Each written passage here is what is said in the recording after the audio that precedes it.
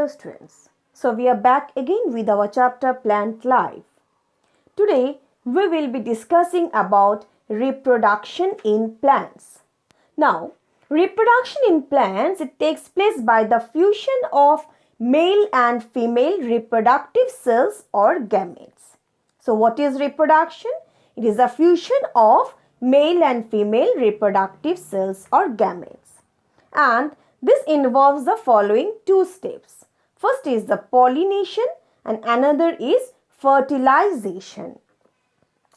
Pollination.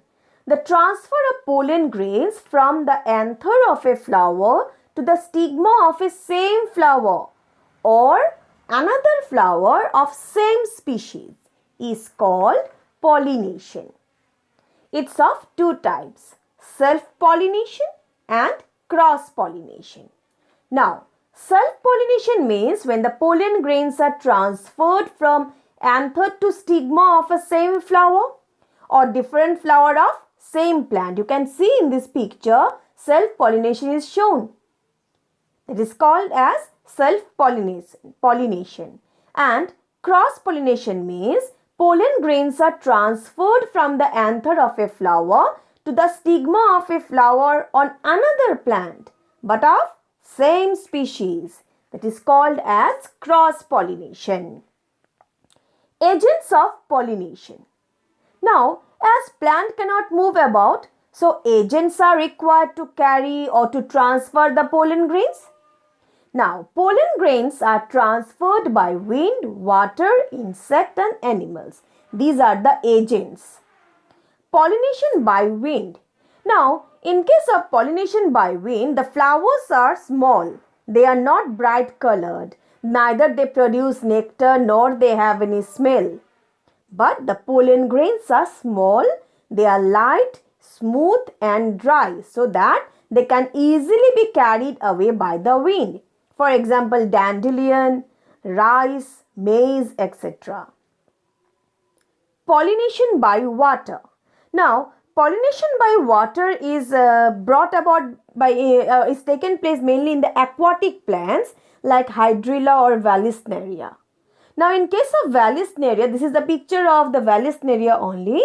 The male flowers are initially they born under sea, and when they get matured, the male flowers gets detached from the parent plant and they float on the surface of water. The female flower has a long stalk, with the help of which it also floats in water.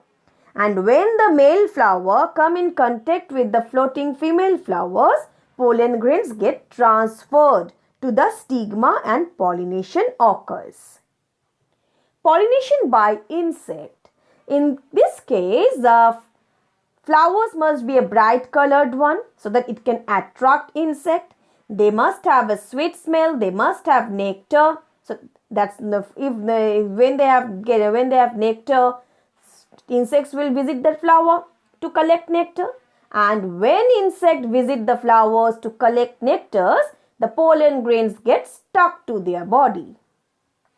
So in this way, pollination takes place. Pollination by animals. Now, some plants are pollinated by animals like birds, squirrels, bats, etc. Fertilization.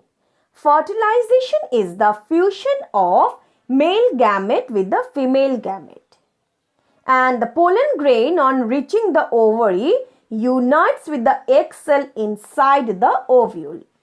Now, actually what happens here in this process of fertilization, on reaching the ovary, the male cell present in the pollen grains, they unite with the egg cell inside the ovule.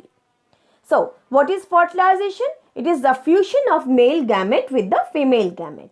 And when a pollen grain reaches the stigma, it germinates to produce a long pollen tube. This tube grows through the style to reach the ovule present inside ovary, and it carries the male gametes. On reaching the ovary, the male cell present in the pollen grains unites with the egg cell inside the ovule.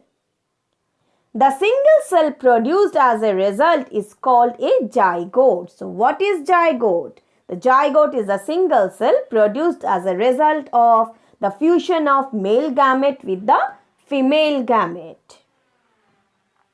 So now is the time of home assignments. Question number 1. Give 2 examples of each of the following: pollination by wind, pollination by water. Question number 2. In plants, agents are required to transfer pollen grains. Give reason. Question number 3. What is pollination? Explain its type.